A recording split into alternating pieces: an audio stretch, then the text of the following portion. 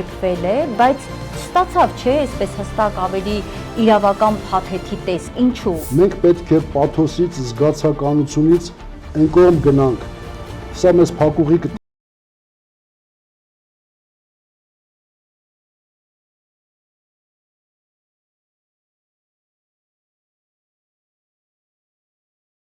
Նահանգների նախագահի հերթական շուրթերից արդյոք կասի չէ ցեղասպանություն թե չի ասի։ Պատճառը ո՞րն է կուսակցությունների չհամախմբման է։ Այսօր պատճառը ո՞րն է, որ 4-ը դառան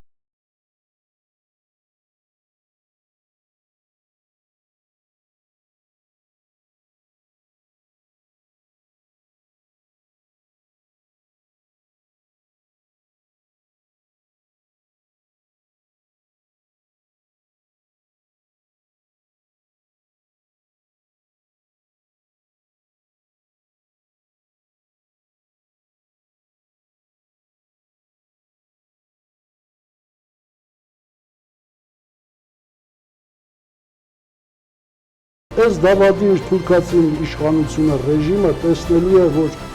այս իր դավադրությունը պտուղ չի տալու։ Ողջույն սիրելի հայրենակիցներ, մենք հաղորդաշարն է Հայք Նյուզ լրատվականի եթերում։ Ես շարունակում եմ հաղորդաշարի շրջանակներում հարցազրույցներս ցեղասպանության շաբաթ խորագրի ներքո։ Հյուրս այսօր գրող հրապարակախոս Կարո Վարդանյանն է։ Շնորհակալ եմ, պարոն Վարդանյան, հրավերս ընդունելու համար։ Ես էլ շնորհակալ եմ հրավերի համար։ Պարոն Վարդանյան, պիտի առաջարկեմ, որ մեր այսօրվա հարցազրույցը մենք բաժանենք երկու հատվածների, ինչ ընթացք է եղել ճանաչման գործընթացի հետ կապված, պահանջատիրության, հայոց պահանջատիրության հետ կապված ամբողջ այդ տարիների ընթացքը փորձենք գնահատել, հասկանալ մինչև 2018 թվականը, որովհետև 2018-ից այս կողմ, մասնավորաբար այսօր մեր երկրում այս իշխանության կողմից վարվում է մի քաղաքականություն, որը շարունակում է մեզ համար մնալ անհասկանալի, քանի որ ուղղակիորեն երբ սկսում ենք վերլուծել, մենք նկատում ենք, որ այս իշխանությունը թուրքական կամ ադրբեջանական թեզերի եւ օրակարգի իրականացնողն է մեր երկրում։ Այս մասին քիչ անց, իսկ այժմ գանք մի փոքր հեռվից եւ որպես սկիզբ մեր հարցազրույցի ես ուզում եմ ընթերցել 10 տարի առաջ հայոց ցեղասպանության 100-ամյակի նախաշեմին Կիլիկիո կաթողիկոսը, Մեծի տան Կիլիկիո Արամ առաջին կաթողիկոսը ահա թե ինչ ասաց. 100 տարի շեշտը դրել ենք միայն հիշելու վրա, մոմ վառեցինք, ոգեկոչման երեկոներ կազմակերպեցինք, գիրք տպեցինք, այդ բոլորը կարևոր են, որպեսզի մեր նոր սերունդները մեր նահատակների կտակով եւ ոգով թրծվեն։ Սակայն այդ կետի վրա չպետք է կենտրոնանանք, անհրաժեշտ է, որ մենք այսուհետ շեշտադրենք պահանջատիրության եւ հատուցման հարցը։ Սա Արամ կաթողիկոսը ասել է 10 տարի առաջ։ Եվ հիմա ուրեմն եկեք ուզում եմ հարցազրույցս մեր սկսել հենց հետևյալ հարցով, արդյոք անցած տասնամյակների ընթացքում մենք կարողացանք ճիշտ տալ ձևակերպել, հստակ ձևակերպել պահանջատիրությունը հայոց, որն է, որովհետև հայ ժողովուրդը ոչ միայն մարդկային հսկայական կորուստներ ունեցավ, 1.5 միլիոն եւ ավելի զոհ ենք ունեցել, սպանվեցին իրենց բնորան հայրենիքում, այլ մենք ահռելի նյութական, հոգեվոր, մշակութային արժեք ենք կորցրել, ի վերջո հայը հայրենազրկվել է, այսինքն հայը կորցրել է իր հայրենիքը։ Հետևաբար պահանջատիրության հարցում մենք պետք է հստակ հասկանանք, որն է եղել տասնամյակներ շարունակ այն ակնկալիքը, որ մենք պետք է այսպես թղթածրարով դնեինք թուրքերի կամ Թուրքիայի առաջ։ Խնդրեմ։ Տեսեք, վեհափարի խոսքը, որ դուք հնչեցրեցիք Կիլիկիո կաթողիկոսի, որ 10 տարի առաջ ընդամենը վերջապես ընդհանրացրել է, թե ինչ արդյունքներ ունեցանք մենք այս ճակատում, ըստ էության չնչին արդյունք։ Ես այդ խոսքերը լսելիս հիշեցի մեկ այլ հոգևորականի։ Ցավոք հիմա անուն պիտի հնչեցնեմ, որ Հայաստանում ոչ մեկի ոչինչ չի ասի, Սփյուռքում էլ ենթադրում եմ արդեն մոռացել են։ Շվեյցարիայի հոգևոր, մեր համայնքի հոգևոր հայրերից, վերապատվելի Ջեյմս Գառնուզյան, ծնունդով Լիբանանից, ցեղասպանություն վերապրած մազապուրծ եղած ծնողների ժառանգ, հետագայում որբություն եւ այլ, այն դասական ճանապարհը անցած, որ մենք գիտենք։ Ահա 76 թվականին Ջեյմս Գառնուզյանը մի գիրք հրատարակեց, լայնորեն տարածվեց, կոչվում է վերադարձ դեպի Այրարատյան լեռնաշխար։ Եվ այնտեղից մի քանի տող ես բերանացի կարող եմ ասել, որովհետև այդ տողերը հետագայում ես այնքան էի տպավորվել այդ գրքույկով, որ այդ տողերը դրեցի իմ գրքերից մեկի որպես վերջին էջին պարապտեղ էր մնացել, ինչպես է նա ընդհանրացնում իր այդ խոհերը, վերլուծությունը, ասում է դատմը արցունքով թրջված թաշկինակներ ճոճելով եւ սև մելանով սպիտակ թուղթին վրա աղերսագրեր գրելով չի լուծվիր։ Եթե նույնիսկ աշխարհի բոլոր երկրները ճանչնան մեր դատը ցեղասպանությունը, միևնույնն է մենք ոչինչի չենք հասնելու։ Ուժ պիտի ներկայացնենք եւ ուշադիր եղեք վերջը ինչ է ասում։ Նույնիսկ բիրտ ուժ։ Ահա շատերը երևի այդպես էս վերջի պահը, հա շատ է ասվում, մեր հավաքական կերպարը, մեր զորությունը համատեղենք, ուժ ներկայացնենք, բայց ինչ բիրտ ուժից էր խոսում վերապատվելին, քահանան, հոգևորականը։ Մենք էլի զրույցի ընթացքում կանրադառնանք, սա ինչ գիրքեր եւ ինչ գործունեություն նա ծավալեց երկար տասնամյակներ։ Նամանավանդ 3 համահայկական համագումար կազմակերպեց, գլխավոր կազմակերպիչներից էր, տեսեք, մենք պետություն ենք, մեր բոլոր լծակներով, նախարարություններով, գերատեսչություններով, երբ որ Հայաստան Սփյուռք հավաքներ ենք, համաժողովներ ենք կազմակերպում, ինչպիսի ջանքերի արդյունքում են էլ կիսատ պռատ, բայց այս 1-2 անհատով ինչպես կազմակերպեցին եւ ինչ հարցեր էին դրել, երբ որ 400-ից ավել մասնակից էր լինում, մի քանի տասնյակ երկրներից։ Ինչևէ, ինչ բիրտ ուժի մասին էր խոսում։ 1998 թվականին, երբ որ մամուլը գուժեց վերապատվելի Ջեյմս Գառնուզյանի մահը, եղան մահախոսականներ, փոքր ու մեծ տարբեր համայնքներում, որովհետև այդ նշածս համաժողովների շնորհիվ նրա հռչակը լայնորեն տարածվել էր բոլոր համայնքներում։ Բայց հանկարծ ամերիկյան մեր համայնքի թերթերից մեկը մահախոսականի վերջում ընդամենը 2 տող ավել էր գրել։ Չճշտված աղբյուրների համաձայն վերապատվելի Ջեյմս Գառնուզյանը հռչակավոր Հակոբ Հակոբյանի եւ մի 3-րդ անձի հետ մեկտեղ հանդիսանում է ՀԱՀԳԲ-ի ասալայի համնահիմնադիրը։ Եվ դա չհերքվեց։ Իհարկե, հետագայում էլի ոմանք, այդ թվում ես, փաստաթղթերով տեսանք հոգևորական հայր եւ ասալայի հիմնադիր։ Ահա թե ինչ բիրտ ուժի մասին էր խոսում 76 թվականին իր գրքում, ուշադրություն դարձրեք, արդեն 1 տարի է ասալան գործում էր։ Եվ արդեն գրանցել էր արդյունքներ։ Ոչ միայն ինքն էր գրանցել, 1 տարի անց հարկադրված դաշնակցությունը ռազմական թև ստեղծեց եւ սկսեց, որովհետեւ տեսավ հանկարծ միանգամից զարթոնք ապրեց հայ երիտասարդությունը, գործողությունից գործողություն այդ հայտարարությունները, որ հնչում էին Լիբանանում թե այլուր, ու անմիջապես պատասխանատվությունը ստանձնում էր համապատասխան հայտարարությամբ գաղտնի բանակը, եւ ձեր հարցը բոլոր մեծ ու փոքր հայտարարությունները պատասխանատվությունը ստանձնելիս պահանջատիրությունը, մենք ոտքի ենք ելել, բանակ ենք ստեղծել մեր հայրենիքը, մեր բռնագրաված հողերը ետ նվաճելու համար։ Իսկ ինչ էին ակնկալում ասալայի մարտիկները։ Իսկ ասալան ազատագրում, հենց այդ պահանջատիրությունը, որ այսօր մենք հաղորդում ենք, նվիրում ենք պահանջատիրությանը, չէ՞, այդ կազմակերպությունը դրա համար էր, որպես պահանջատեր, եւ մինչև այսօր այդ կծկտուր տեղեկությունները որ կան, դե տեղերք էին, էլի պապերի ցավերը լսած 3-4 տարեկանից ինչպես մորթին կոտորին հլլեն թուրք էին սպանում։ Հապա տեսեք, հիմնադիր 3 հիմնադիրներից մեկը հոգևորական է Ջեյմս Գառնուզյան։ Եվ շարունակեմ։ Դա ապրիլին էր, այսօրերին էր, որ մահացավ երանելի Ջեյմս Գառնուզյանը։ Ամիսներ անց դեկտեմբերին էլի մի գույժ Մացել է Գևորգ Աճեմյանը, մեր առաջնակարգ գրողներից Լիբանանի։ Փայլուն արձակագիր, պարզապես այդ սփյուռքահայ գրողների ցանկը ընտրովի այդպես մեզ մատուցեցին ժամանակին, համաստեղ մի քիչ Շահնուր, Մնձուրի եւ այլ։ Այս մարդը որևէ կուսակցության չէր պատկանում, ինչպես իր հոգեի եղբայրը Սիմոն Սիմոնյանը, բայց այն տասնյակ հատորները նախ որպես գեղագիտություն, գրականություն դա արտակարգ, առաջնակարգ գրող էր, բայց այդ տասնյակ հատորները, որ թերթում ես, հրապարակագրությունից, հոդվածներից, տարբեր համաժողովների ելույթներից մինչև պատմվածք, վիպակ ու վեպ, ամբողջը պահանջատիրություն է։ Դեկտեմբերին մահացավ Գևորգ Աճեմյանը եւ մահախոսականի մեջ դարձյալ վերջում սա էլ երրորդ համահիմնադիրն է։ Գախնի բանակի, Ասալայի։ Այսինքն դա միայն պաղեստինցիների հետ մարզված Հակոբ Հակոբյանը չէր,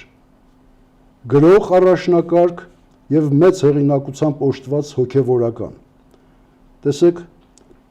եւ այդ ամբողջ պատահական էին այդ մահերը։ Ինչ է կարծում, հարց առաջացավ իմ մոտ, որովհետեւ Աճեմյանին եւ Գառնուզյանինը կարելի ասել այո, որտեվ նրանք այդպես էլ որևէ մեկը չգիտեր, նրանք համայնքից համայնք գնում էին իրենց գործերով, մեկը գրող է, մեկը հոգեվորական է, որևէ մեկի մտքով չէր անցնում, այնքան գաղտնի էր։ Այ պատահական չէր 88-ի Հակոբ Հակոբյանի մահը, դե բնական է, որ հնարավոր ու անհնար բոլոր գաղտնի գործակալությունները Հակոբ Հակոբյան էին փնտրում, վերջը այդպես էլ մութ մնաց, որին հաջողվեց վերջապես Աթենքում գտնել 88 թվին ու եւ գլուխն ուտել։ Ինչևէ, այդ բոլոր հրապարակումները մամուլ ուներ, չէ, գաղտնի բանակը, եւ իր Հայաստան պարբերականը ուներ, նաեւ սատարող մամուլ կար Սփյուռքի տպագիր օրգաններից, ոչ շատ, բայց կային։ Եվ նայում ես ինչ խորը վերլուծություններ, հաստատ այդպիսի վերլուծությունները 18-20 տարեկան տղերքի մտքի բանը չէին։ Ահա խնդրեմ, Գևորգ Աճեմյան եւ Ջեյմս Գառնուզյան։ Այսինքն 70-ականներից արդեն հստակ պահանջատիրության խնդիրը եղել է հայության մեջ, էփվել է, բայց չստացավ, չէ, այսպես հստակ ավելի իրավական փաթեթի տեսք։ Ինչու՞, այսա եմ ուզում հասկանալ։ Ասում, խոսեցի այդ 3 համագումարներից։ Տեսեք, 76 թվականի այդ գրքում նաև շեշտում է, մի համահայկական մեծ կոնգրես է պետք, համաժողով, որպեսզի փորձենք այս ինչ որ ես գրում եմ այս գրքում, հնարավորինս լայն մասնակցություն բոլոր համայնքներից, բոլոր կուսակցություններից, բոլոր շրջանակներից հայկական բանիմաց մարդիկ, եւ դա առանձին թեմա է, ինչպես հաջողվեց այս մարդուն 400-ից ավել մարդ 79 թվականին գիտնականներ, պատմաբաններ, տնտեսագետներ, ամբողջ Սփյուռքի այս սերուցքը ցավոք կուսակցություններն այդպես էլ չներկայացան։ Լրտեսներ էին ուղարկել, որովհետև անհանգստացել էին, հո մրցակից կառույց չի ստեղծվում, որ գնային հոտոտեին։ Ճիշտ այդպես հետո պարզվեց թուրքերն էլ են լրտեսներ ուղարկել։ Փարիզում Նիկո կոչվող հյուրանոցի ընդարձակ սրահում 400-ից ավելի падգամավորներով տեղի ունեցավ այդ համաժողովը։ Ու ինչպիսի փայլուն ելույթներ։ Իսկ ելույթներից բացի, ինչպես նշում է Մեծիտան Կիլիկյո մեր հարգարժան կաթողիկոսը, մենք անընդհատ գրել ենք, ոգեկոչման երեկոներ ենք արել, գիրք ենք տպագրել, իսկ հետո այդ ելույթները մեր Երանելի վեհափառի ասած ելույթներն ու գրքերը չէին, դրանք հենց առաջարկներ էին։ Իսկ ծրագրային։ Այսինքն, այո, կարմիր գծի նման գնում է, պետք է վերջապես ուշացումով ստեղծենք համահայկական մի կառույց։ Կոնկրետ վերապատվելին Գառնուզյանը անունն էր նույնիսկ մատնանշում, անունը կարևոր չէ, հարաբերականը։ Ինքը այդ կառույցը կոչել էր համահայկական ազատագրական շարժում։ Ու ինչպես էր հիմնավորում։ Մենք, ասում է, առանց էլ համայնքների մեջ ենք ցրված մի քանի տասնյակ երկրների, բայց այդ համայնքներն էլ իրենց ներսում տրոհված են կուսակցությունների մեջ, 3-4 կուսակցություն, չէ, հնչակյան, դաշնակցական, ռամկավար ու նաև կոմունիստական։ Իսկ մնացյալներ, որոնք չեն անդամակցում կամ համակիր չեն, նրանք էլ ինչ-որ ակումբների, բարեգործականը, մյուսը, այսինքն այս ինչ են անում, նույնիսկ հայ մարդը, եթե ատոմ լինի, ատոմ որպես ատոմ, որ անտրոհելի է, էլի կտրոհվի։ Պետք է այդ կառույցը ստեղծենք, օժտենք դրան միջազգային իրավունքով, հետագայում այս թեզը զարգացրեց նրա հոգեեղբայրներից մեկը, խնդրում եմ այս անունն էլ մեր լսարանը մտապահի, Մետր Գասպար Տերտերյան, որը նաև ներկա էր այդ 3 համագումարներին։ Սա արդեն 3 մասնագիտություն ուներ եւ առաջինը իրավաբանությունն էր, ամբողջ կյանքը միջազգային իրավունք էր ուսումնասիրել։ Ինքը ավելի է հիմնավորում Ջեյմս Գառնուզյանի այդ գաղափարը։ Նա իհարկե չի կոչում համահայկական ազատագրական շարժում, քանի որ իրավաբանը էր նախաբանում գրում է իր տեսության։ Մենք պետք է պաթոսից, զգացականությունից այն կողմ գնանք։ Սա մեզ փակուղի կտանի։ Ես հիմնավորապես ուսումնասիրել եմ 3 տասնամյակից ավել հանրային իրավունքը, միջազգային իրավունքը, հատկապես մեզ բախտակից մի քանի ժողովուրդների ու մասնավորապես պաղեստինցիների անցած ճանապարհը։ Հայրենազրկված ժողովուրդ, ցեղասպանված ժողովուրդ, բայց շոշափելի արդյունքներ է գրանցում։ Ընդհուպ կարողացավ իր ստեղծած կազմակերպությամբ ՊԱԿ-ով, Պաղեստինի ազատագրության կազմակերպություն։ Հասավ այն բանի, որ ՄԱԿ-ը այս կազմակերպությունը դիտորդի կարգավիճակ տվեց, չէ՞։ Հետո առանձին պետության կարգավիճակ, փաստացի գոնե իրավական կարգավիճակ ուներ։ Ահա ասում է, համահայկական չի կարող լինել, որովհետև դրա մեջ կարող ես պատկերացնել նաև խորհրդային Հայաստանը, նույնիսկ անկախ Հայաստանը չի կարող դիտարկվել այստեղ։ Գիտեք ինչու։ Հայաստանը պետություն է, եթե հողային պահանջատիրություն ձևակերպի ներկայացնի,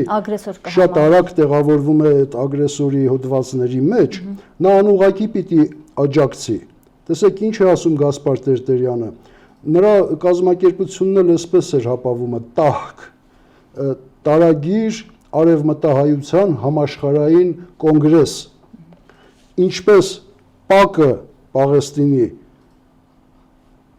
հանդես եկավ որպես ամբողջ պաղեստինցի ժողովրդի լիազոր ներկայացուցիչ, միակ ներկայացուցիչ, այդ պայմանով շնորհվեց նրան միջազգային իրավունքի օբյեկտի կարգավիճակ։ Նույն կերպ մենք պիտի ստեղծենք այսպիսի մի կազմակերպություն, բավական է արդեն դիմում էր կուսակցություններին, տվեք ձեր ներկայացուցիչները, տվեք ձեր ստորագրությունը, առանց դրա չի լինի, ամեն մեկը կարապի խեցգետնի պես ձեր պես եք պատկերացնում, միայն ճանաչում ապրիլից ապրիլ, կախվում եք Միացյալ Նահանգների նախագահի հերթական շուրթերից, արդյոք կասի ցեղասպանություն թե չի ասի։ Եթե հանկարծ մեկն էլ իհարկե ոչ ոք չասած, չէ գենոցիդ, մեկը կոտորած էր ասում, մեկը ջարդ էր ասում, մեկը տեղահանություն էր ասում, ու դա համարում էիք ձեռք բերում, չի լինի այսպես։ Այսինքն չկայացավ այդ առաջարկը եւ ինչու, որտեվ հայկական կազմակերպությունները կուսակցությունները ինչն է դա պատճառը որն էր կուսակցությունների չհամախմբման այդ հարցում։ Այսօր պատճառը որն է, որ 4-ը դառան 104 այսօր Հայաստանում։ Ամեն մեկը իր շահն ունի, նաև անձնական շահերը, ամեն մեկը իր կալվածքները, դպրոցներն ու եկեղեցիներն ունի, ինչպես գամ միավորվեմ, հենա եկեք դուք ինձ միացեք։ Հա, այսինքն նորից ազգայինը գնաց անձնական շահերին։ Բայց միևնույն է, այս երկու անունը էլի կան անուններ, բայց այդքան անունով մենք չենք կարող մի հաղորդման մեջ։ Ես կուզենայի ձեր հաջորդ հյուրերին էլ գուցե հարցրեք Ջեյմս Գառնուզյան եւ Գասպար Տերտերյան։ Ինձ էլ է շատ հետաքրքիր մեր ցեղասպանագիտությունը, մեր պատմագրությունը, արդյոք գիտեն այս անձինք իրենց ամբողջ կյանքն են դրել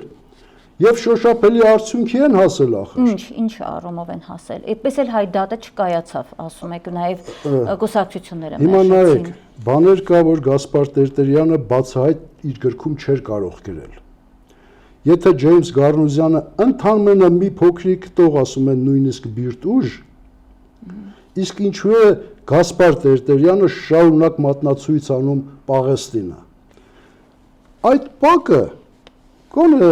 արևելագետները, միջին արևելքի մասնագետները լավ գիտեն Պաղեստինի ազատագրության կազմակերպությունը, որը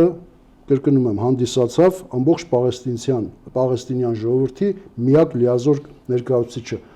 Երկար տասնամյակներ մինչև վերջերս համարվում էր տերորիստական ահաբեկչական կազմակերպություն։ Ուներ իր ռազմական թևը Ժորժ Հաբաշ, այսօր այդ անունը մի քանի տասնամյակ առաջ տալիս, մարդիկ պարզապես փշաքաղվում էին։ Չստացվի մենք այսօր տերորից ենք խոսում, բայց նա պարտադրել էր իր դատը աշխարհին։ Բնականաբար Գասպար Տերտերյանն ու Գառնուզյանը չէին կարող ասել, ախր մենք նախ ասալա ենք ստեղծել։ Այսինքն նույն ճանապարհով կարող ենք գնալ նաև։ Այո, քանի որ մեր աչքի առաջ է Պաղեստինի օրինակը, ինչու տարան հասցրին Յասեր Արաֆատին մակ ու նստացրեցին իրենց կողքը։ Այդով է թուղթ գրելով թաշկինակը արցունքոտ թափահարելով գնում հասնում մակ, որովհետև օրական 5-6 ինքնաթիռ էին առևանգում։ Չգիտեմ, մտան Մյունխենի օլիմպիադայի դեպքը հիշում եք 72 թվին պատմությունից։ Պարզապես մտան օլիմպիական ավան ու ամբողջ Իսրայելի մարզիկներին գողացան տարան գլուխները կերան։ Անհավանական բան էր, որովհետև այդ ժողովրդի հայրենիքը ձեռքից խլել ես, իրեն դարձրել թափառական ու գաղթական։ Ահա այս ճանապարհով նրանք հասան հաջողության, բայց ցավոք մի փոքրիկ գայթակղություն, մի վրիպում դուք հաստատ հարց եք տալու, բայց այսօր ինչ օրի են այդ խեղճերը։ Կռահեցիք։ Արաֆաթը աշխարհին հայտնի, որը խորհրդանիշ էր անզիջում պայքարի, տերորիստ, հազարավոր մայր ու մանուկի արուն կա այդ մարդու խղճին։ Եղավ մի պահ, որ գայթակղվեց։ Այդ բանակցությունները հենց առաջին Իսրայելի հետ, ես նաև գտա Ասալայի Հայաստան թերթում օրգանում։ Հենց առաջին բանակցությունից հետո ՀԱԳԲ-ի հայտարարությունը դու ծախվել ես, դու դավաճանեցիր քո ժողովրդին։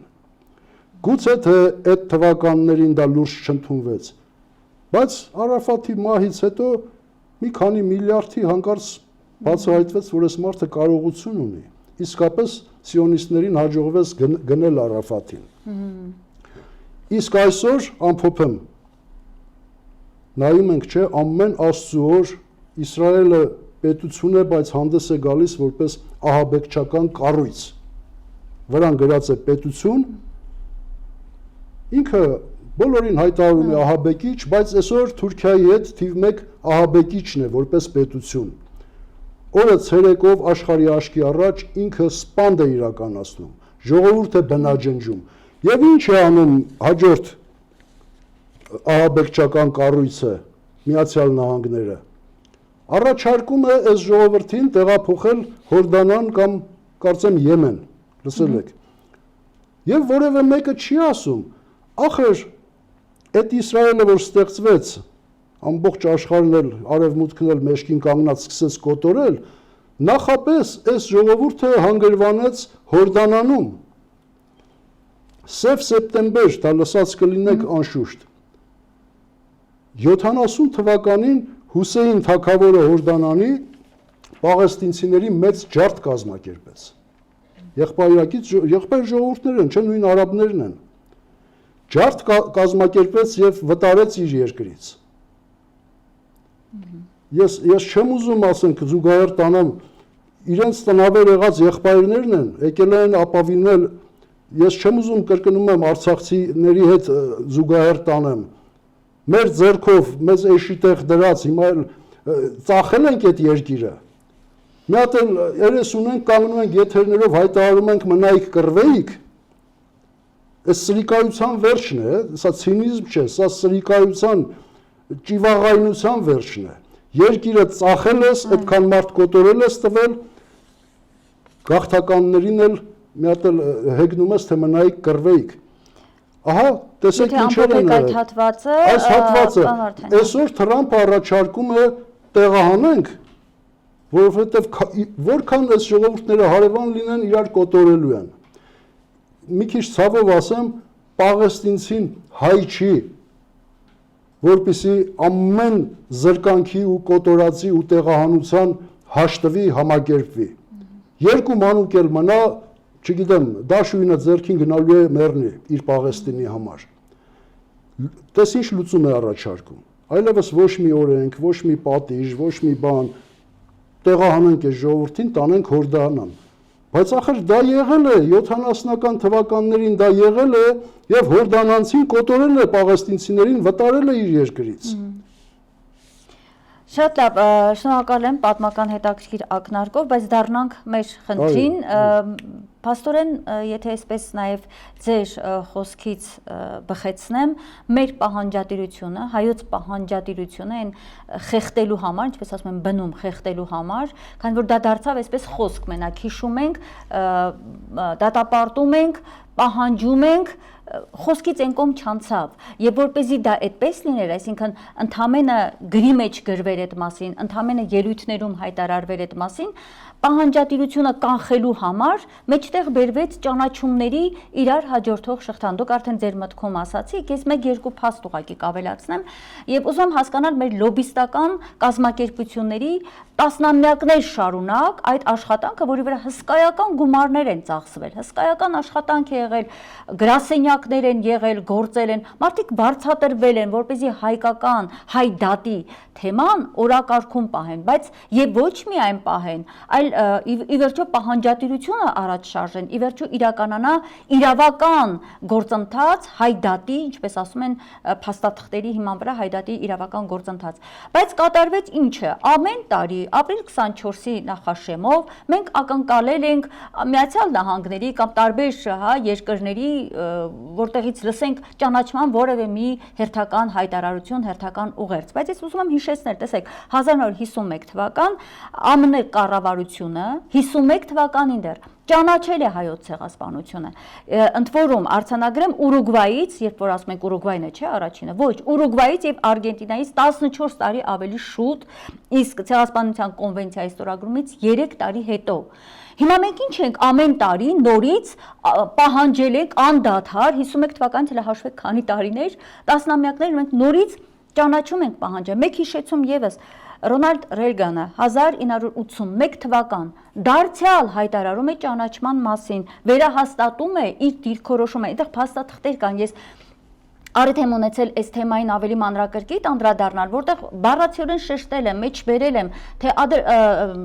Միացյալ Նահանգները, Ամերիկայի Միացյալ Նահանգները կոնկրետ ինչ շեշտադրումներով են ձևակերպումը տվել, այո, որ ցեղասպանություն է տեղի ունեցել։ Հիմա պարոն Վարդանյան, եկեք հասկանանք, ուրեմն այդ լոբիստական կազմակերպությունների տասնամյակների ջանքերը ինչու էր ուղղվում նորից ճանաչման գործընթացին։ Մեզ ինքնախաբեության է, հա, այդ գործընթացի հետ գործ ունենք, մենք ինչի հետ գործ ունենք։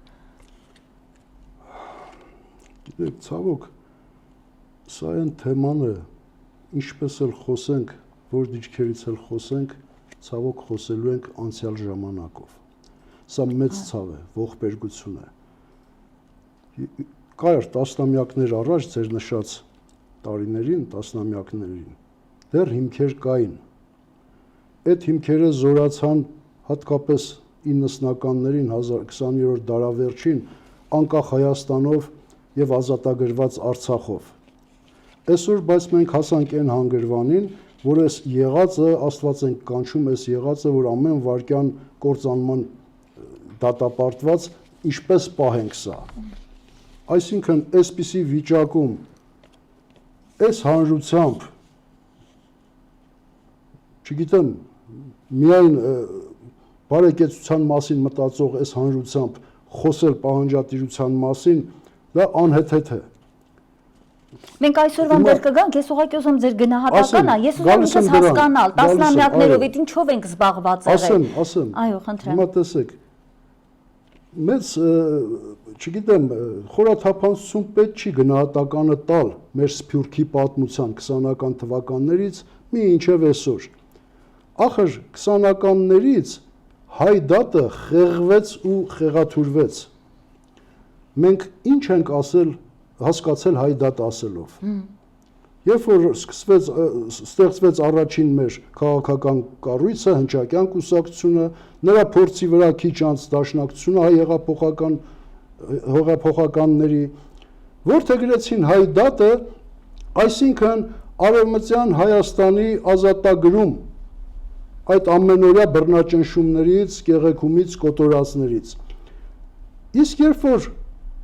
եղավ այդ աղետը, այդ արկածախնդիր գոյության, այդ ընթացքում մի քանի անգամ փոխեց հայ դատը իր բևեռները, Կովկասյան նախագիծ, Թուրքին թողնենք զենքը ուղենք ցարի դեմ, ռուսի դեմ, դրա արդյունքում մենք ունեցանք արդեն բուն ցեղասպանությունը 15, 16, 17 թվականների։ Այսօր նույն բանն է, չէ՞։ Այս ռուսատիացությունը հիշեք մեզ տանելու է կործանում ուղակի։ Ռուսը ոչ մեկիս աշկի լույսը չի, բայց ցեղասպանությունը կրկնում եմ անմիջապես հաջորդեց այդ Կովկասյան նախագծին, թողնենք սուլթանին, զենքը ուղենք ցարի դեմ։ Ուզում եմ բոլորը լսեն։ Վերջը ձեր հարցին գանք, ինչ տեղի ունեցավ Սփյուռքում։ Սա իմ ձևակերպումը չի, 40-50 տարի ուսումնասիրած Մետր Գասպար Տերտերյանի դիտարկումն է։ Սփյուռքի համայնքների ձևավորման հետ մեկտեղ հայ դատը իր բովանդակությունը փոխեց։ Երկու թև առաջացավ։ Մի թևը դաշնակցականները եւ իրենց համակիրները սկսեցին պայքարել խորհրդային կարգերի դեմ, հայ դատ ասելով իրենք դա էին հասկանում։ Հայաստանը ազատագրել խորհրդային կարգերից։ Դա էր դրանց պատկերացրած հայ դատը մինչև Երրորդ հանրապետություն, մինչև միության փլուզում։ Մյուս կուսակցությունները հնչակ ռամկավար կոմունիստ իրենց համակիրներով ամեն կերպ սատարել խորհրդային կարգերը, վերջապես հայ ժողովուրդը չի կոտորվում։ Չկա պատմության մեջ, առավել եւս ոչ վաղ անցյալի պատմության մեջ, որ էջը որ տարին թերթում ես, ես ինքս գրականագետ եմ, իմ ընդդիմախոսներին կարող եմ 1000 անգամ ավելի շատ գրականության պատմությունից, ընդհանրապես պատմությունից, 20-30-ականների բոլշևիկյան ճիվաղայնությունից, եթե իրենք մի դեպք կբերեն, ես 11-ն ու 101-ը կբերեմ։ Այնուամենայնիվ, առժամանակ շուրջ 70 տարի հայ ժողովուրդը գոնե արևելյան հատվածը զերծ մնաց մասսայական կոտորածներից։ Այո, խաղաղ ապրեց։ Ահա, բայց կրկնում եմ, Սփյուռքում հայ դատը այդպես պատկերացրեցին 20-ականներից հիմնական գործունեությունը, ուսումնասիրեք կտեսնեք, ընդհուպ ֆաշիզմի հետ համագործակցություն, երկրորդ աշխարհամարտ, ինչքան էլ կոծկենք, թե մերն են կնեղանան կամ մեր ամոթն է բան, ոչ, անմիջապես գնացին Հիտլերի ոտու ձեռը, միայն թե հաղթենք դրանց, ինչ է Հայաստանը մերը լինի, այդքան կարճատես, բա որ հաղթեր ֆաշիզմը, երկու գիշերն էլ չէ, մեկ գիշերում արդեն պատրաստի դիվիզիաները թուրքական մտնելու են 1000 անգամ հիմնավորված է։ Իսկ գուցե հենց դրա համար գնացին ձեր ասած Հիտլերի ոտքը, որտեղ եթե հաղթեր ֆաշիզմը, հաջորդը գոնե այստեղ չկոտորվեր։ Այսինքն այդ մի թևը այդպես է մեկնաբանում, որ այդ մի թևը Նժդեհյան, հա, նաև գործնեությունը այդպես է։ Բայց հայ ժողովուրդը չէր կոտորվում, հայ ժողովուրդը։ Եթե գային գերմանացիները մտնեին ու ասենք դեպի Ռուսաստան թեքված հայերի հետ ոնց կվարվեին։ Այդ երկու բևեռ կար, չէ՞։ Հիմնական մարտնչողը Գերմանիան էր։ Ամբողջ Եվրոպան ասպատակած, հիմա էլ սովետներ իրենով անում։ Կար առայժմ пассив դաշնակից Թուրքիան։ Թուրքիայի հաշվարկը ոչ ոք չունի։ Այն հայտնի դասագրքային բանը կա։ Սպասում էին բանը Ստալինգրադի անկմանը։ Այսինքն Թուրքը իր 10 քանի դիվիզիաներով պետք է ներխուժեր Կովկաս։ Այսինքն պետք է ասեր Գերմանիա արի որոշի Կովկասի բախտը, կրկնում եմ մինչև բան արդեն Գերմանիայի գլուխը խառն է, հերիք չի ամբողջ Եվրոպան գրավել է։ Հիմա անծայրացիր Սովետ միությունն է իր դեմ կանգնած։ Այսինքն մի գիշերում փոքրիկ Հայաստանը այդ կիսատ մնացած գործը արագ կսրբեին ամբողջ հայությանը ոչ միայն Հայաստանում, Վրաստանում եւ մասնավորապես Ադրբեջանում։ Այսօր մենք չէինք էլ լինելու, որ նստեինք Արցախցի ատեինք, ռուս ատեինք, մեծ բաներից խոսեինք, Նիկոլ բերեինք դնեինք մեր գլխին, պարզապես չէինք լինելու։ Հասկանում ես, սա միակ շանսն էր, որ պատմությունը մեզ տվեց, մեր մեղավոր գոյությունը մի քանի տասնամյակ երկարեց։ Այլ բան չկա մեր պատմության մեջ, 70 տարի հայ ժողովուրդը չի կոտորվել։ Այո, դա փաստ է, բնականաբար։ Լավ, դառնալով պահանջատիրության հետ գործընթացին, ճանաչման այդ շղթային, հա, լոբիստական կազմակերպությունների, դեպ երբ որ ես ուսումնասիրում էի, թե ինչու են այդպես անընդհատ կարճած տասնամյակներով միայն ճանաչում, լավ, 10-րդ երկիրն էլ, 20-րդ երկիրն էլ ճանաչեց, հետո դա ինչ է տալու մեզ։ Այս հարցի պատասխանը ես չէի գտնում, դեպ եւ մեկ էլ հանկարծ մի հոդված գտա, որտեղ շեշտվում էր այն մասին, որ ճանաչման գործընթացը ձեռնտու է եղել եւ արևմուտքին, ասենք հայերին հանգստացնելու համար, հա տեսեք, ճանաչում ենք, ճանաչել եք ուզում, ճանաչում ենք, անցնում ենք առաջ, բայց որպեսզի Թուրքիային նկատմամբ նաև վերաբերմունք լինի եւ արդարացնում էին նաև որոշակի հայտարարություններ կային, նաև օրինակ Եվրոխորհրդարանի հայտարարությունը, որտեղ ասում է, հա, կարող ենք ճանաչել, բայց թուրքերը մեղավոր չեն։ Օսմանյան Թուրքիայի ժամանակ է դա տեղի ունեցել, ներկայիս թուրքերը եւ ժողովուրդը, թուրք ժողովուրդը մեղավոր չի, անցանք առաջ հայեր։ Եվ մյուս կողմից տեսարն եւս հոդվածներ, որտեղ շեշտվում էր այն մասին, որ ճանաչման գործընթացը ձեռնտու էր հենց Թուրքիային, Հայաստանը, հայ ժողովրդին դնում են այդ Հայաստանը չէ, հայ ժողովրդին մասնավորապես Սփյուռքին դնում են այդ շրջապտույտի մեջ, գնացեք հա ճանաչման մասին խոսեք, ինչ է եղել, որ նույնիսկ իրենց մոտ է չէ պատմաբաններ թուրք հայտնվեցին, որոնք ասեցին, հա եկեք ճանաչենք, բրցնենք, անցնենք առաջ, բայց այդպես էլ պահանջատիրության, դատապարտում, պահանջատիրություն, այդպես էլ մնաց, պարոն Վարդանյան, օդում կախված։ Մենք հայերս անկարող եղանք անգամ ստեղծել իրավաբանների խորհուրդ, կառույցներ համապատասխան, ինչու ոչ թող Հայաստան պետությունն էլ անկախացման շրջանում էլ օգտակար լիներ այդ հարցում, նախաձեռնվեր, ասվում էր հայոց ցեղասպանության 100-րդ ամյակին ընթരാճ այդ շրջանում դարձյալ խոսվեց այդ մասին, որ գործնական հարթություն եւ այդպես էլ մնաց, ցավոք պիտի արձանագրեմ, որ այդպես էլ չիրականացավ դա, թե ինչու դե մենք խոսում ենք, չէ, հենց դրա մասին, այդ ինչուի մասին շահեր, հա, կուսակցական, անձնական, արտաքին գործոններ, այո։ Նույնիսկ օտար էլ չբերեմ մեր տեղական այս նվիրյալների անունները, չնայած այդպես էլ մոռացության մեջ կորան գնացին։ Իվ Թերնոն, աշխարհարչակ ֆրանսիացի պատմաբան ցեղասպանագետ, հիմնավորապես ուսումնասիրած։ Այդ միտքը հիշեցի, երբ որ դուք խոսում էիք։ Երկար եմ ես մտածել, ախր այնքան է հայ հանրությունը, հայ ժողովուրդը շերտավորված, աներևակայելի շերտավորված, ես հաճախ մտածել եմ,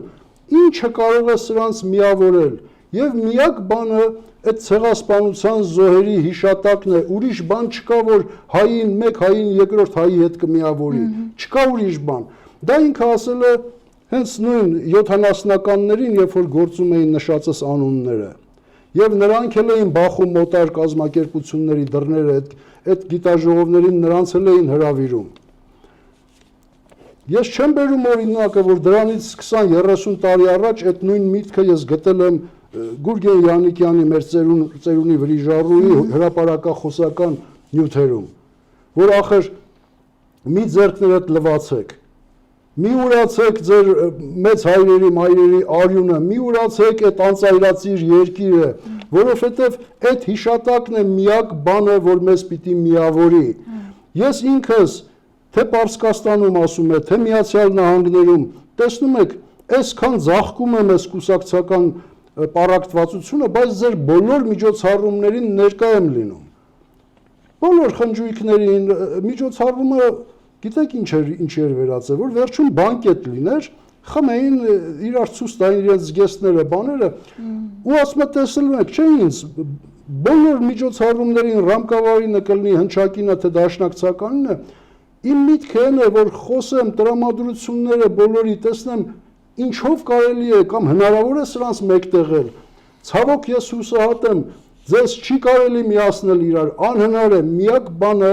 ցեղասպանության հիշատակն է, մեր կորուստն է, մեր կորսված հայրենիքն է։ Դա պիտի միավորի մեզ, բայց դա էլ կամահրվեց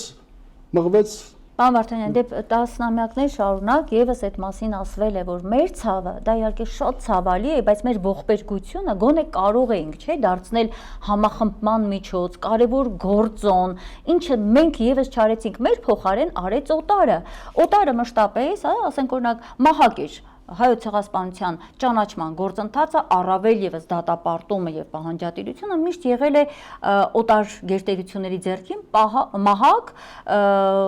Թուրքիային հարվածելու համար, Թուրքիային խեղճացնելու համար։ Այսինքն մենք ինքներս դարձյալ այդ հարցում անզոր ենք եղել մեր ողբերգությունը իշամես ծառայեցնելու համար։ Սա իսկապես ցավալի փաստ է եւ հիմա եկեք անցում անենք ներկա իրողությանը։ Հասկանանք թե ինչ է կատարվում 2018-ին իշխանափոխությամբ եկածները բոլոր հարցերում են ավերում Արցախը հանձնեցին, այս մարդիկ եկել էին Արցախը Հայաստանի ու վերջ էին ասում, բայց իհարկե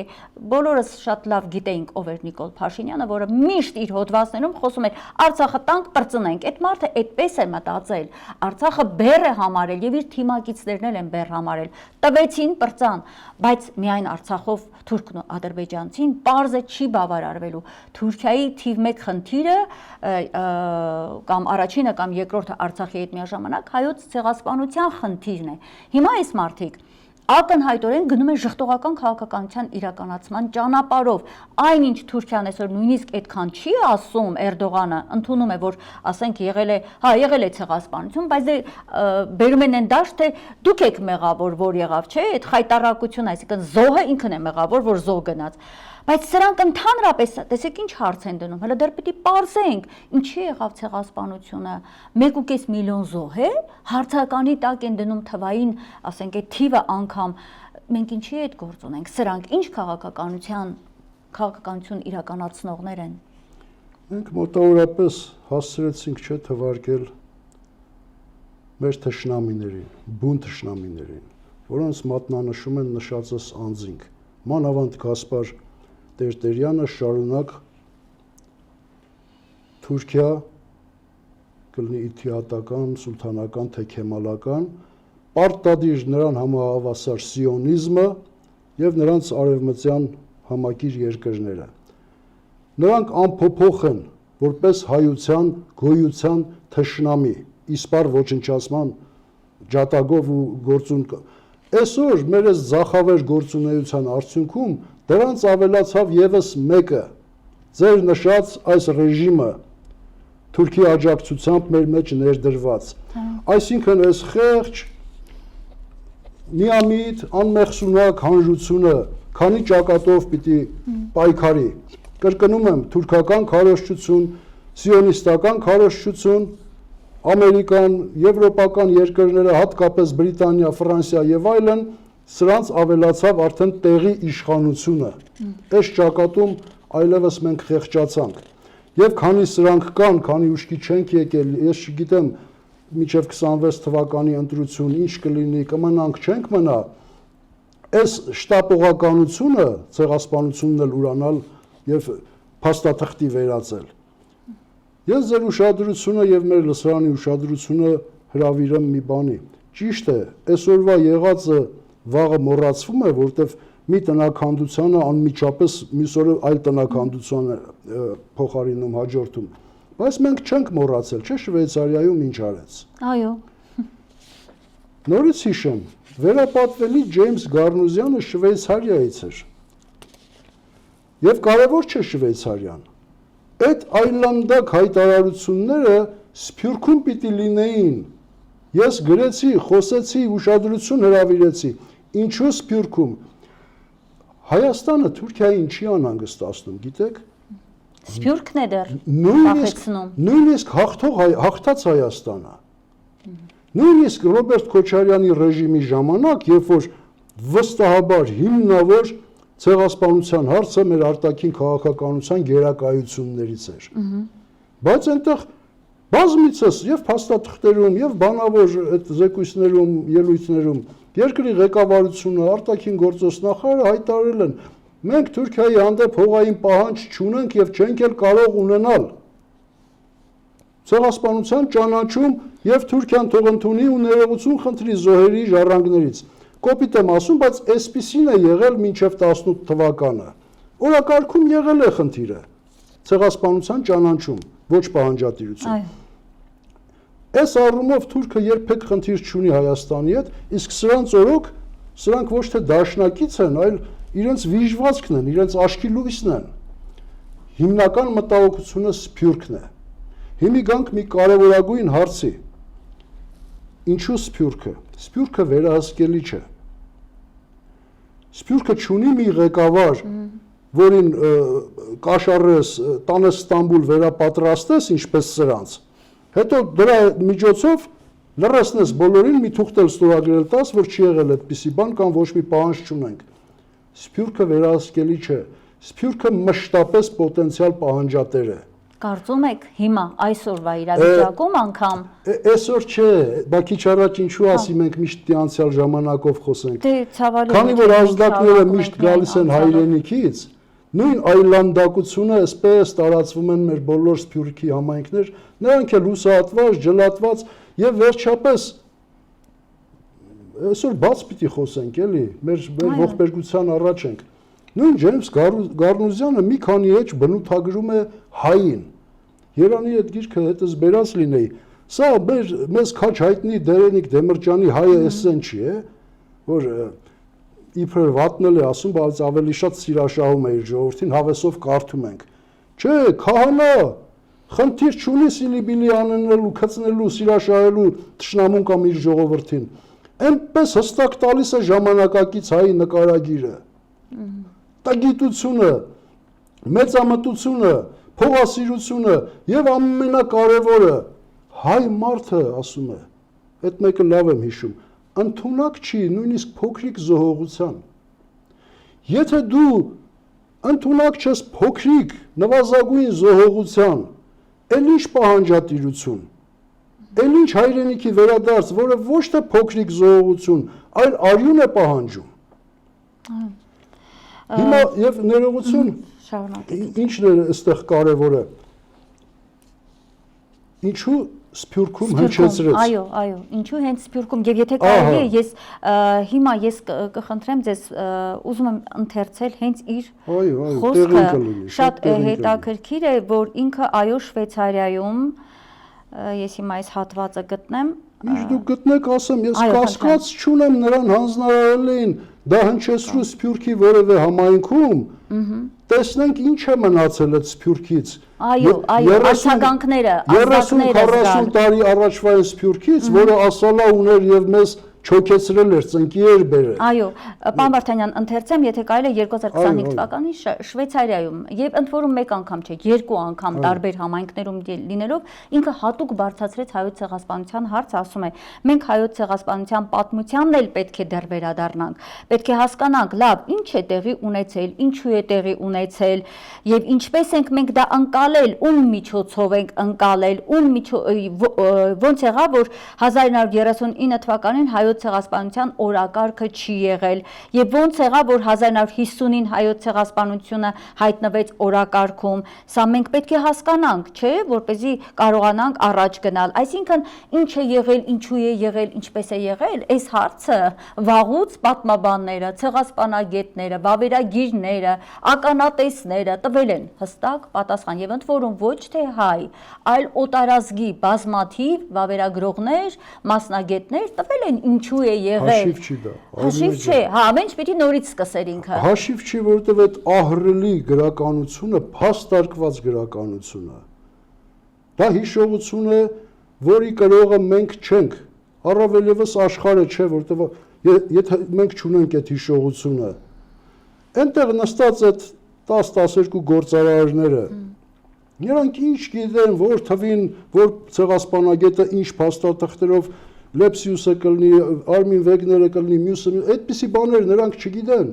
Ընտրած, բերած մարդիկ էին միլիարդատերեր, միլիոնատերեր, ժամացույցի, խանութների, մի քանիսին էլ ճանաչում եմ, ավելին ասեմ, նույնիսկ մեկի դեմքը հիշեցի, ժամանակին ՀԱԳԲ-ի թիրախ է եղել։ Բայց դա այլ պատմություն է։ Թողնենք մի կողմ, թող մարդիկ մտածեն ով էր այդ մեկը։ Բայց պարզվեց, այն կադրերը, որ մեզ ցույց տվեցին, որ սուսուփուս նստած մեկն էլ լուսահոգի Վահան Հովհաննիսյանի որդին էր, չգիտեմ ինչն էր, իբր թե սուսուփուս կլել են այդ ամբողջ զառանցանքը։ Պարզվեց այնքան էլ այդպես չի։ Ինչքան էլ ընտրովի էր այդ մասան, ինչ որ ծլվելոց են, տրտունջ են արտահայտել, թե ինչ ես ասում, այդ պարերը կդրել են, ցույց չեն տվել։ Որովհետև հրահանգի մեջ այդ չկար, հանկարծ բողոքը բան, դա Թուրքի հրահանգ էր։ Մի հատ հնչեցրու տեսնենք, շատ կարևոր է այս Սփյուռքի կենսունակությունը։ Եվ նորից գամ այդ առաջին համաժողովը, որ եղավ, տեսեք դուք առաջին անգամ եք չէ լսում, ես վստահ եմ 79 թվի, հետո երկուսն էլ եղան 83-ին եւ 85-ին։ Մեր հանրությունն էլ է վստահ եմ առաջին անգամ լսում։ Ես նույնիսկ էքսպերիմենտ եմ արել 2016-ին թե 17-ին, քիչ հետո կասեմ ինչ էքսպերիմենտ, իմանալու համար որևէ պատմաբան, որևէ ցեղասպանագետ գիտի ես համագումարների մասին։ Բայց բացեք համացանցը, որտեղ թվում է թե ամեն ինչ կարելի է գտնել, չէ՞։ Ոչ մի տող չկա սրա մասին։ Բայց եթե թուրքերեն գիտես մտնես թուրքական կայքերը, ես նույնիսկ այնքան հետաքրքիր էր, որ ժամանակին քչփորեցի տերմիններով արարատիզմ։ Այդ շարժումը Գառնուզյանը առաջարկում էր կոչեինք արարատիզմ։ Վերադարձ դեպի արարատյան լեռնաշխարհ իր գիրքը եւ համաժողովը համահայկական ազատագրական շարժում այդպիսի մի կազմակերպություն ստեղծել, որը կներկայացնի ամբողջ տարագիր հայությանը ու հանկարծ թուրքական կայքերի վերլուծությունները արդեն տեսնում ես, որ նրանք լրտեսներ են ունեցել։ Այո, նրանք շատ ավելի ակտիվ են միշտ աշխատել, քան մենք ապշելու բանը տասնյակ հոդվածներ, վերլուծություններ եւ որպես ահազանգ իրենց ղեկավարությանը ուշադիր եղեք, այսպիսի բան չէր եղել։ Հայերը 400 հոգանոց էնել Եվրոպայի սրտում համաժողով, այս արարատիզմը համեմատել էին սիոնիզմի հետ, սա վտանգավոր բան կարող է լինել եւ ակամա միշտ մտածում ես Երանի մենք այդպեսին լինեինք, ինչպեսին թուրքը այդ պահին մեզ պատկերացրեց։ Այո, եթե կարելի է, պարոն Վարդանյան, մեկ հիշեցում 10 եւ կամ մի փոքր ավելի տարիներ առաջ, եւի 15 տարի առաջ մամուլում շրջանառվեց արդեն բացահայտ այդ տեղեկատվությունը, ես ինքս եմ կարդացել, որ Էրդողանը Թուրքիան իր դիվանագետներին ուղարկում է հայկական տարբեր համայնքներ, սփյուռքյան գաղթօջախներ եւ ուղարկում է գումարով։ Այսինքն նրանք այդպես պայուսակներով գնացել էին, որովհետև դիվանագիտական աշխատանքի մասին չէր լինելու ներողություն այս մասը նորից։ Նրանք փաստորեն ճամպրուկներով գնացել էին հայկական համայնքներ, հայտնի դեմքերին հանդիպելու եւ ուղակի կաշառելու։ Ես հետո որոշ տեղեկատվություն հիմա այս անուններ ուղակի չեմ հրապարակի, որովհետեւ շատ ավելի հստակ պետք է 100%-ով իմանամ այդ մասին նոր, բայց մարդկանց անուններ տրվեցին, որոնք սկսել էին թուրքամետ թեզեր պատտել, հա, ասենք պատմաբաններ էին հայ։ Այսինքն Թուրքիան կարող արդեն 15 տարի առաջ Սփյուռքը գնելու, Սփյուռքի վրա աշխատանք տանելու գործընթացը վաղուց է սկսել, նույնիսկ ոմանց էլ գնել է։ Հիմա էլ ես ոմանց տեսնում եմ Սփյուռքում ապրող մարդիկ, որոնք ադրբեջանանպաստ թեզեր են տարածում։ Ադրբեջանցիներն էլ բերում հասցնում են 1800-ական թվերի իբր գոյություն ունեցող ազգ, դուք պատկերացնում եք 1 միլիոնանոց գոյություն ունեցող ազգ 1800-ականներին ռուսական իբր թե այդպես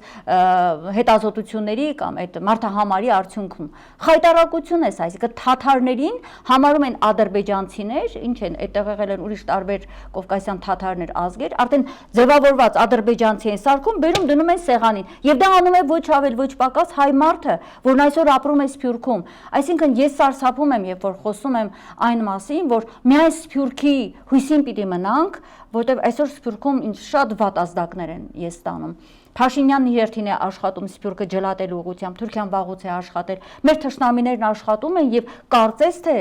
պարոն Վարդանյան, կա արդեն այն վտանգը երևում է եւ տարանջատված են թևերի, դա վաղուց է եղել եւ արդեն մոտեցումներն են փոխվում, խնդրեմ։ Ախր այս իմաստուն մարդիկ այդ ամենը ոչ միայն տեսականորեն գիտեին, նրանք իրենց նվիրումի բերումով, գործի բերումով շարունակ համայնքից համայնք 5 մատի պես գիտեին, որ հնչեցնում են այդ տագնապը, պետք է պարզապես նրանց գրքերը թերթել, ինչպես են ասում է իմ աչքի առաջ ես տեսնում եմ ինչպես է անեանում իմ սփյուռքը, այո, որքան ուզում ես դու մամուլը շատացրու, վարժարաններ բացի, եկեղեցիներ բացի, դրանք ժամանակավոր բաներ են, մեզ նախ հայրենի հող է պետք, որի վրա պետք է ժողովուրդը ապրի, եւ եթե դա հեռավոր ապագայում է, մեծ աշխատանք է պետք, շուտափույթ այդ համահայկական, համասփյուռքյան կազմակերպությունն է պետք, լիազորված բոլորիդ կողմից, դաշնակի, հնչակի, մյուսների, եթե դուք սա չեք ստեղծում, Գառնուզյանի ակնարկած բիրտ ուժը չկա, բնականաբար թուրքը այն անշուն հոտ է մտնում, ոչխարների շուն չկա, կկաշառի, կվախեցնի, ամեն ինչ, պատմաբան առնելը պետք էլ չի գրպանը կամ կրծքալի մեջ պատմաբանի դրամ դնես, այսօր ինչ են անում մեր պատմաբանները։ Թեկուզ իրենց լրությամբ, երբ որ լռում են այսօր, երբ որ Նիկոլ Փաշինյանը նման հայտարարություններ է անում։ Այն երբեմնի պատմաբան քաղաքագետները, որ 10 տարի առաջ Աղբյուր Սերոբ ու Գևորգ Չաուշ, այս 7 տարի են Նիկոլ են քարոզում ախր։ Այո։ Անունները թվարկեմ ախր բոլորիս աչքի առաջ են։ Դե բայց պետք է ժամանակն է նաև անուններ թվարկելու։ Ասում եք ինչ անել դրա դեմ։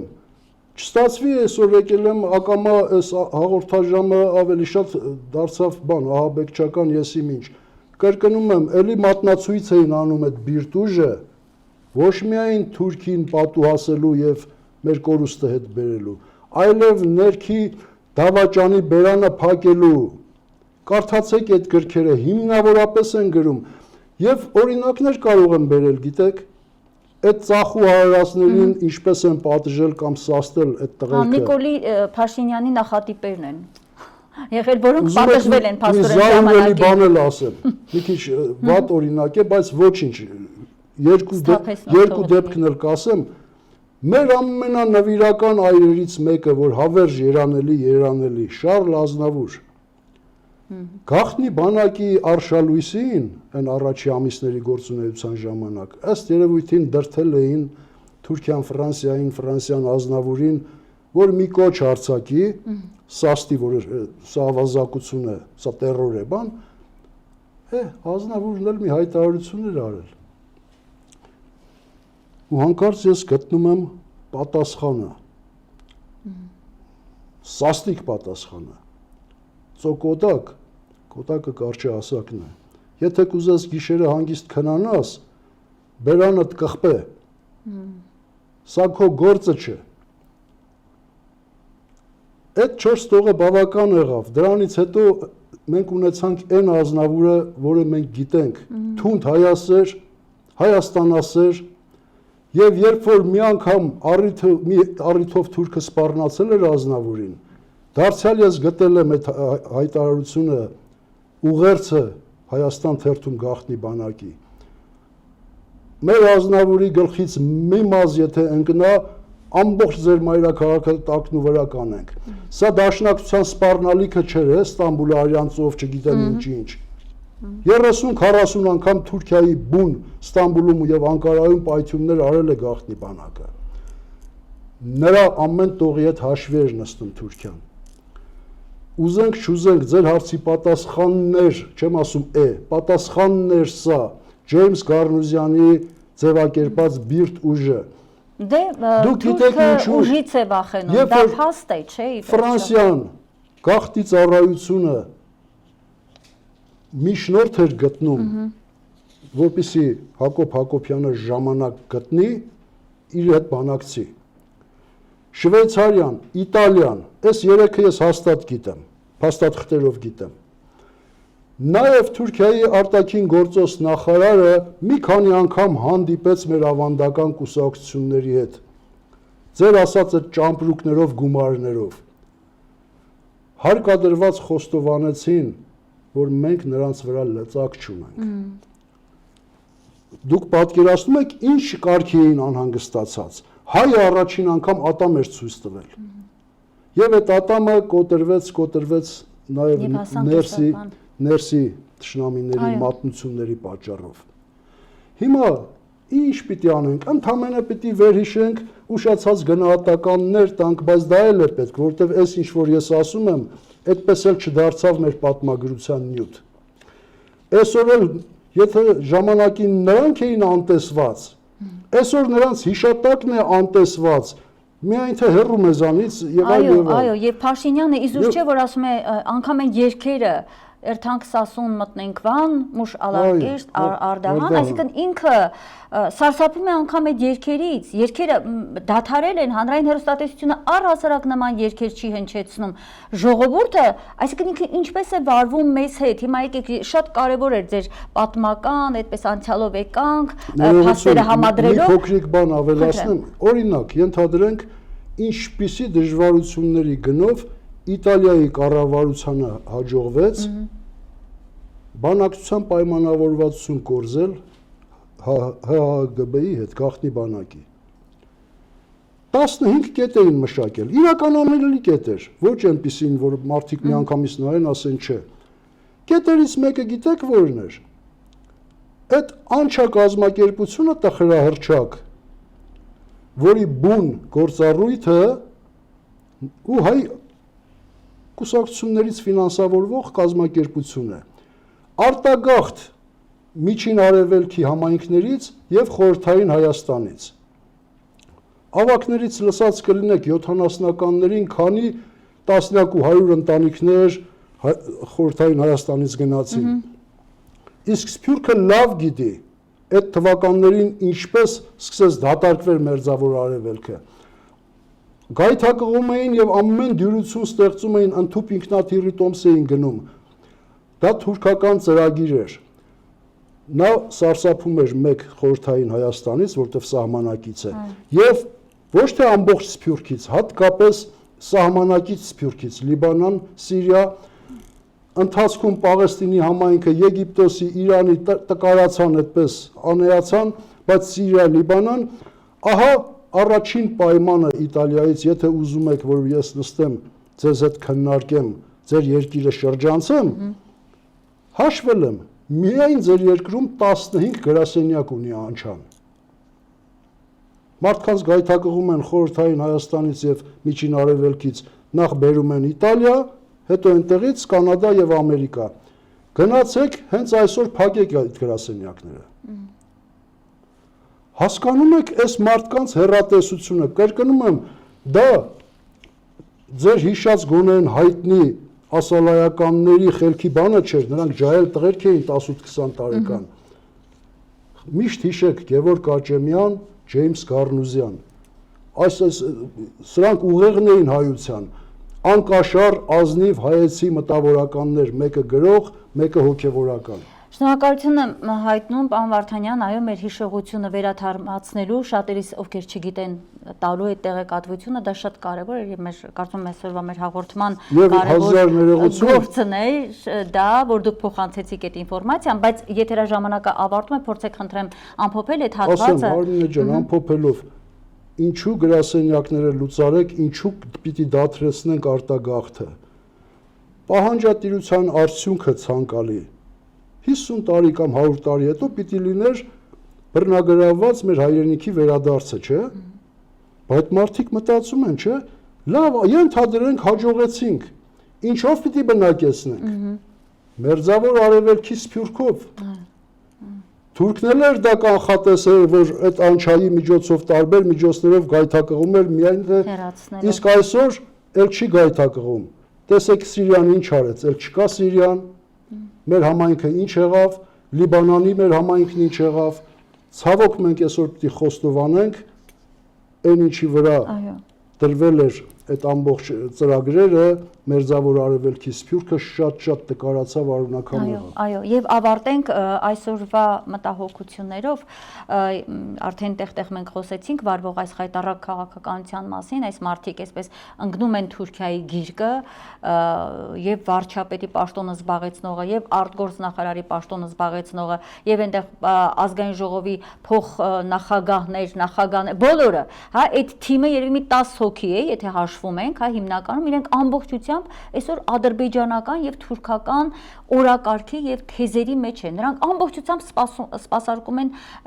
հարևան թշնամական երկու պետություններին։ Ինչ պետք է անենք հիմա։ Եկեք ես ուզում եմ հիմա պատմական ակնարկը արեցինք համադրելով ներկայի հետ, դա շատ կարևոր էր այդ պատմական փաստերը, որտեղ մենք ունեցել ենք, փաստորեն հաճախ ենք ասում, որտեղ է ինչու չի բարձրացվել պահանջատիրության հարցը, պարզում է բարձրացվել է, բայց անհրաժեշտ ձևով չի ստացել իր ընթացքը եւ հասկացանք, վերլուծեցինք շնորհիվ ձեզ։ Հիմա ինչ պիտի անենք մենք։ Այս մարդիկ իշխանության ղեկին օտարի իշխանությունն է, որը ասում է չափազանց կարևոր եմ համարում մեծ եղերնի ներքին հայեցումը։ Ասում է, պարզապես ասում է մենք պետք է նաև հեռանանք այն հայրենիքի փնտրտուքից, երկրի, հա, երկրի այդ փնտրտուքից, մենք արդեն իրական Հայաստանի մեջ տեղավորվել ենք։ Այդ հայեցակարգները մի միտք է ասում, մեծ եղերնի հոգեցնցման տիրապետող ազդեցության ներքո ենք, այդ հոգեցնցումը պիտի մենք հոգեցնցումից պիտի ազատվենք։ Սա 2024 թվականի ուղերձն է, իդեպ, հիմա սպասենք, տեսնենք ինչով հանդես կգա, ինչ ուղերձով, վստահ եմ, որ բնականաբար այդ ուղերձը լինելու է հերթական խայտառակ հակահայկականը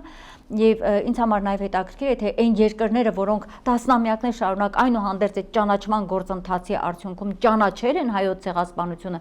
ինչպիսի դիրքորոշում են ունենալու մի երկրի ղեկավարության հանդեպ, որ ովքեր այսօր ասում են մեզ պետք չի հիշել, մեզ պետք չի հիշում եք, չէ, ընդ որում կարգախոսն էլ փոխեցին, մի փոքր այսպես փորձեցին մեր տրամադրությունները ներսում շոշափել, անցած տարի գրելու են հիշում ենք եւ վերջ դատապարտում ենք, պահանջում ենք, ամբողջությամբ հանվեց։ Լավ, ինչպես ենք հիմա մեր ներքին թշնամու դեմ պայքարելու։ Ձեր ասած մեր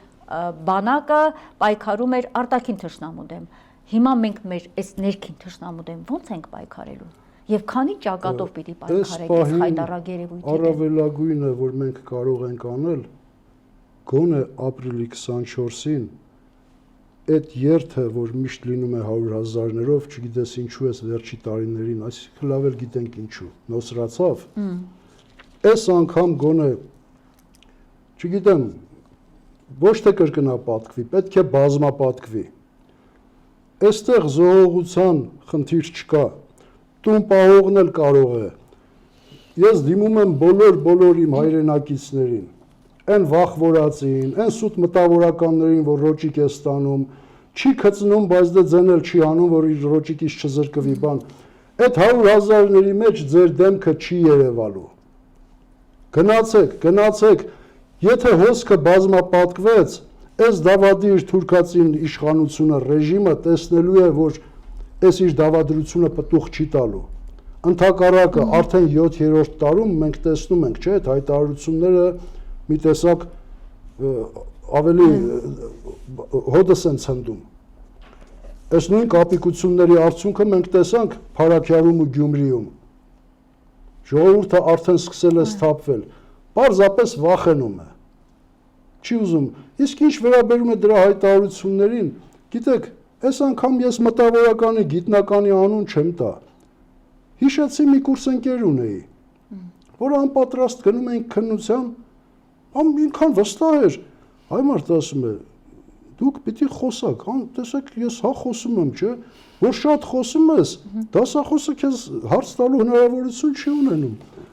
Եղբայր ասում եմ, լավ, դու 5 տարվա մեջ 5 գիրք չկարդացիր, շատ ինչ ես խոսում։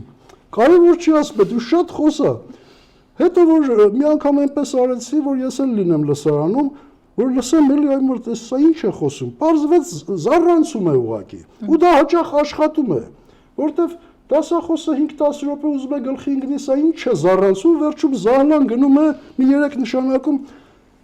Այդ ուղերձները երեկվա, առաջի օրվա, 7 տարվա եւ վաղվա նման ցնորամիտ զառանցանքներ են, դա պետք չի դնել վերլուծել։ Այսինքն հայ ժողովուրդը պետք է ականջալ լուրջ չլինի զառանցանքներին։ Այսինքն դրանց իմաստը ես միշտ եթերում պիտի լինեմ, ես միշտ ինչ-որ բան պիտի անեմ, եթե նույնիսկ զառանցանքից պաշարես պահին սպառվել է, ամբիոնի մոտ էսպես կանեմ, այդ էլ դարձավ մի խայտառակություն աշխարհով մեկ պատտասնում են, այսինքն նա միշտ պիտի լինի ուշադրության կենտրոնում։ Սա է նպատակը։ Շնորհակալ եմ այսօրվա ձեր վերջի ամփոփումը, ամփոփիչ խոսքում կարևորեցի հետեւյալը գնալ հոսքերը թող բազմապատկվեն դեպի Ծիծեռնակապերտ։ Այո, շնորհակալ եմ պարոն Վարդանյան։ Վերհիշեցնեմ, այսօր իմ հյուրը Կարո Վարդանյանն էր։ Մենք խոսեցինք հայոց պահանջատիրությունից եւ ներկայացրեցինք այն տխուր ողբերգական, կարելի ասել, իրավիճակը, որ այսօր տիրում է մեր երկրում եւ վարվում է ՔՊ-ական իշխանության կողմից հայոց ցեղասպանության հարցի հետ կապված։ Լավ եղեք, կհանդիպենք։